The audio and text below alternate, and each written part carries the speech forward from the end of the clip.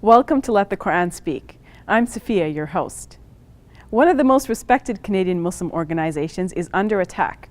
Earlier this year, the National Council of Canadian Muslims criticized a decision of the Prime Minister to include on his trip to Israel a rabbi who supports two of the most recognized anti-Muslim activists of our time. The Prime Minister's office responded by alleging that NCCM has ties to a terrorist organization. We speak with Ihsan Gardi, Executive Director of NCCM, about their decision to sue the Prime Minister's office. Can Canadian Muslims exercise their constitutional right to freedom of expression without being slandered or attacked? Is it futile to try and challenge anti-Muslim discourse? And Ihsan will help us answer those very questions. Ihsan Gardi, welcome to Let the Quran Speak. Thanks for having me on, Sophia. Now, lead us through the chain of events. What actually happened that led to you suing the Prime Minister's office?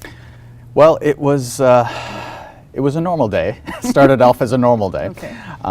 And it was brought to our attention that there was a particular individual who was accompanying the Prime Minister on his first trip to Israel. And this individual, a rabbi, had recently, last September, been at a function where he not only introduced, but he praised and defended people who are very well recognized as leaders from within the Islamophobia industry in the United States, Robert Spencer and Pamela Geller. And we were very concerned about the kind of message that would send about having an individual like that on the Prime Minister's official delegation on his first trip to Israel, and how the Muslim community and Canadians in general would perceive that.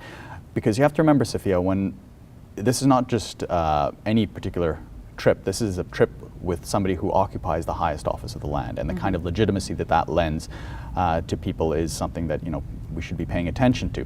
So we wrote a very professional, very polite letter to the Prime Minister, basically informing him of our concerns. Was it a direct letter to the Prime Minister? It was an open public letter that we sent to the Prime Minister, highlighting what our concerns were about this individual and asking him to reconsider having this person on his official delegation. Well, not surprisingly, we didn't get a response. We were not really expecting we would. And then a couple of days after we sent the letter, I got a phone call from a journalist asking me about the letter and asking me, was it a genuine letter? Had we actually sent it? And I verified that yes, we had sent it. It was a public letter. And then he asked me if we had received a response, and I told him, well, no, we hadn't. So he said, well, this journalist said, I'm actually going with the Prime Minister on his trip, so I'll call the office and find out if they have a reaction. I said, fine.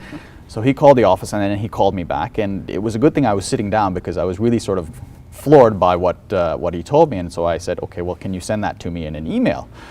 And so he said, okay. So he sent it to me in an email, and it was just shocking. We basically... So Jason McDonald made the statement. The spokesperson for the Prime Minister's office made a statement stating that NCCM, that they wouldn't take seriously the concerns of an organization like NCCM because of the ties, how did he frame it? The exact quote was documented ties to a terrorist organization such as Hamas. And if it had been any other person saying this, some shock jock in a remote town somewhere, we would have ignored it. We wouldn't have even given it any time of day.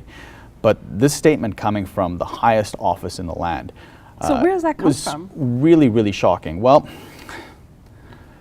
where does it come from? I mean, you guys have been very active in the public sphere. Yes, you haven't been operating secretly. No. So people know what you're about. All of our work is a matter of public record, and basically this was, what we feel it was an attempt to silence dissent and to silence criticism of the Prime Minister's office. Our organization has been before parliamentary committees where members of Parliament from all parties, including the current government, have questioned our organization, and never once has this allegation been raised. We've appeared at as you may know, we've appeared at the Supreme Court of Canada on various issues with government lawyers as well, and again, this issue has never come up. So it came out of the blue that this kind of accusation came.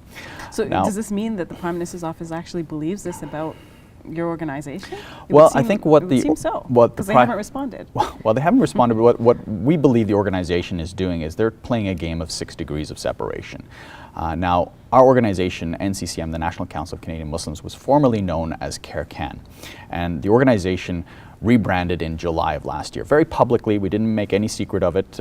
All of my emails up until very recently said formally known as CARECAN, and my voicemail said the same thing.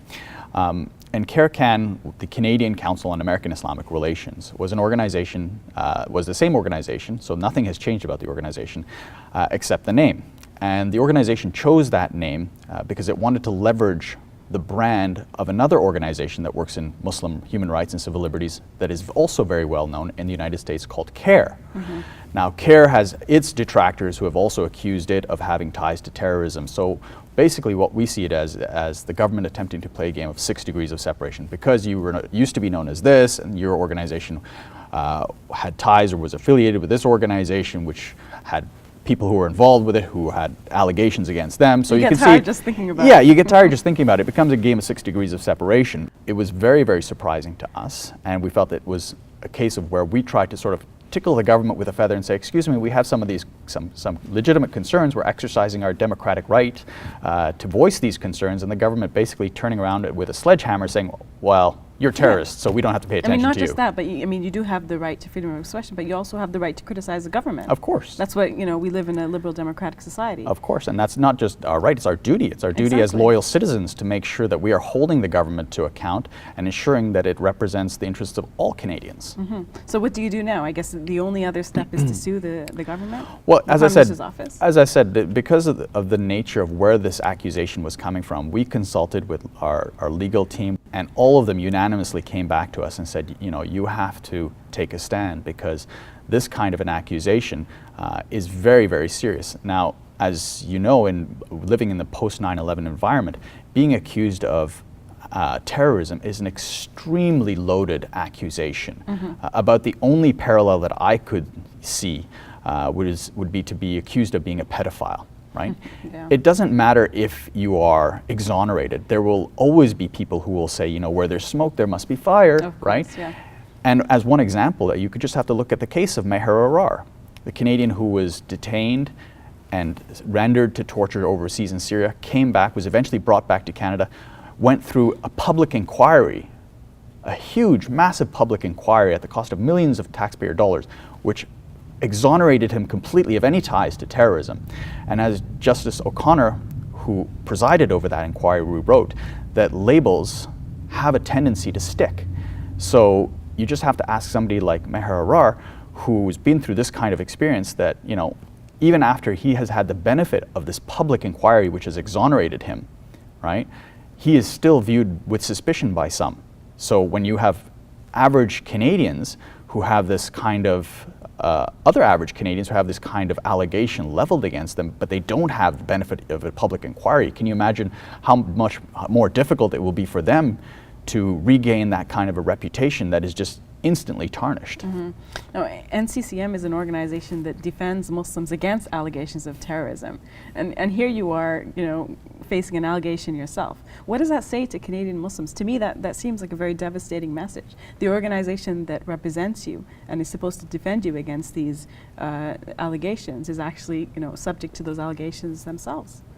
Well, I think it's an important wake-up call, and I would urge Canadian Muslims to obviously support our organization, and I can tell them that we are an organization that is a non-profit organization. We receive and we do not accept any foreign government funding or any funding from any foreign organization. We are entirely funded by private individuals who give on a monthly basis $5, $10, $50 or more a month, or on a once-off basis, and we do a lot with very, very little. And that's, at times it's a double-edged sword, because obviously if we were a charitable organization, it might be easier to raise more funds, but at the same time, all you have to do is look at the broader society to see some of the challenges that other charities who have taken positions that are in opposition to this current government, what has happened to them, whether they've had their funding cut, others who speak out against this government, for example, environmentalists being labeled foreign-funded radicals, scientists being muzzled. So our message is that this is about more than just NCCM. If this can happen to NCCM, it can happen to anyone. So this is why it's so important that Canadian Muslims rally behind us in this fight with the Prime Minister's office, so that we can send a message that Canadian Muslims are tired of being a political punching bag. And we will not allow this to stand, and we will see this through I hope Canadians will support you. And on that note, can you tell me a little bit about some of the organizations that supported you and came up publicly Absolutely. with messages? We were very, very heartened by the support that we've received from other Canadian citizens from different faith backgrounds. We've had donations coming in urging us to see this through and to not back down. Organizations and our partners that we've worked with for many years now, organizations like Amnesty International, the Canadian Civil Liberties Association, the British Columbia Civil Liberties Association, the International Civil Liberties Monitoring Group, the Canadian Council of Muslim Women, and others have stood up and stood beside us and behind us, and we are very heartened and very deeply grateful for their support. Thank you for your time, Ihsan. I really appreciate you being on our show. Thank you for having me back on. We'll take a break. When we return, living beyond our means.